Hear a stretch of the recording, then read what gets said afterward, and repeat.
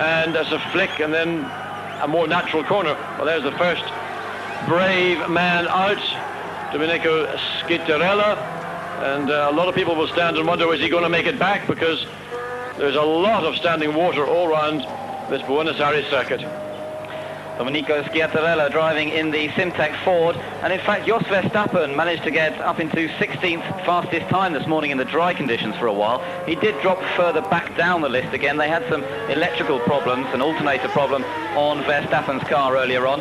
Schiattarella himself, well, he managed to get quite a few laps in this morning, but they were making quite a few settings changes to the car itself, so that lost him a little bit of time on track. He was actually 22nd after yesterday's qualifying session. Not a bad performance, both the Simtecs there, 21st and 22nd, and bearing in mind all the problems that they suffered in Brazil in terms of simply getting the cars to the circuit on time, getting the cars up and running. Remember, they couldn't even run on the first day because they hadn't got any fire extinguishers, and it really was a desperate struggle to get the cars ready. While here in Argentina, at least they're managing to get some track time. At least we're seeing both drivers out in the cars.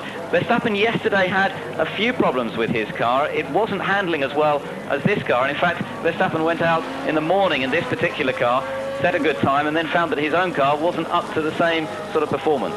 And he also had an engine problem, which meant that he didn't have access to his car. Well, Schiattarella is making his way around very, very gingerly indeed, and very sensibly, because a small team like Simtek are here on little more than a wing and a prayer in terms of having spare parts available, and you can just see how treacherous the circuit is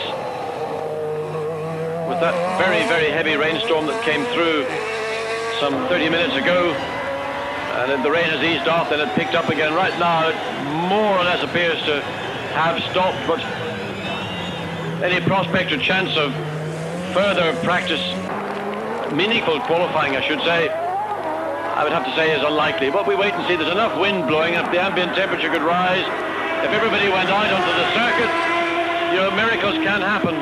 Tracks can develop dry lines very quickly. Martin, you've been in a situation like this many times, and it's really nerve-wracking for a driver to have to sit out a session like this, knowing the right time to go out, knowing the right time to change from wets to dries. Yes, it's a very strange time for a Grand Prix driver. You've seen pictures there. He looks very calm, collected, and but underneath it all, we've got to keep the adrenaline pumping. We know that at any moment there could be a slightly dry line appearing. Yesterday's session was wet too, and you've really got to stay focused. But you know, you've got nothing. You've got nowhere to sort of to put that energy that you're sitting there with. You want to go out and qualify, and it's really quite a difficult hour. Imagine that this session remains wet enough that it doesn't affect grid positions from what we saw on Friday qualifying. What do you think is going to be going through Michael Schumacher's mind starting the Grand Prix from 9th place? Well, he's going to be thinking a lot about his start. Obviously, he's going to be practicing his start. He's very quick into the first corner. He'll have a lot of that worked out. He's not going to be happy about that, but it's going to be a very long race. You know, you've got an average speed this morning of just over 100 miles an hour on low fuel and new tyres. So, you know, it's going to be an extremely long race here this weekend. Could well go something approaching the 2-hour stage. And, you know, he's got plenty of time, really. He's good under braking. He's going to be passing cars without too much difficulty, I would have thought. I don't think it'll worry him too much, but it's not ideal. Now, the other factor that Benetton have been pretty impressive at over the past year, and also in Brazil, is race strategy. They retained their 3-stop philosophy, where Williams went for 2. Now, on Thursday evening, Renault held a little press conference to describe how they actually create a computerized map or model of the circuit. And I asked the question to Bernardino, which is the right way to go? And that almost was the wrong way, looking at Schiattarella as he came into that final hairpin bend. And Renault, in fact, state that it is quicker to take 2 stops in a Grand Prix rather than 3. Yet Benetton keep proving by winning Grand Prix that for 3 stops they're better off. Well, the factors that you can't put in, of course, are track and ambient temperatures, traffic, of course, and the driver's ability to make best use of effectively 4 new sets of tyres. If the driver's going to stop 3 times, there's very few drivers that are fit enough to drive absolutely flat out and get the best out of those. Is it really much more demanding than doing, say, 2 stops? the three-stop. Yes, it is. Yes, it is, because you can settle into a rhythm.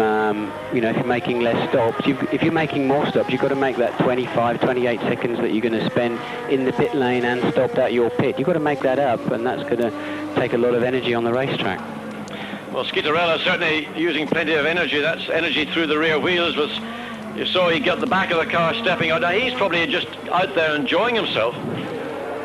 We have to see what sort of time compared to Friday. Well, presently he's some 5 seconds slower than he achieved on Friday's qualifying. That was on his first flying lap. This lap is going to be an improvement, I suspect. But he's got to curb his enthusiasm, because as much fun as it is for a driver to let the back drift out, keep it out on power, it's very easy to just have that too much. Well, Domenico Schiattarella is not a name that is very well known yet, of course, in Grand Prix racing. Only made his debut at the end of last season after a little bit of a different sort of progress up into Grand Prix racing. My word, he very nearly lost it altogether there. The car getting into quite a situation, and he managed to get it back. And he's out there trying quite hard at the moment, John. He's not just pussyfooting around, is he? No, I mean, he has more prospect of him improving his position from 22nd, where he finished on Friday, than there would be somebody at the front. So he's decided that he's done enough, and he's going to come back into the pits and think about it. So Schiattarella, the only man we've seen out onto the circuit, returns into the pit lane, and we wait to see whether anybody else will follow his example and take to this very wet circuit.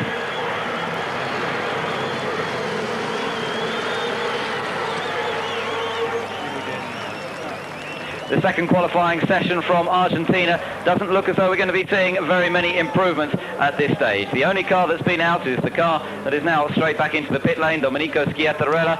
His time, 2 minutes 7.708, 5 seconds a lap slower than he managed in yesterday's wet qualifying session as well. But all the teams will have been watching that. They could see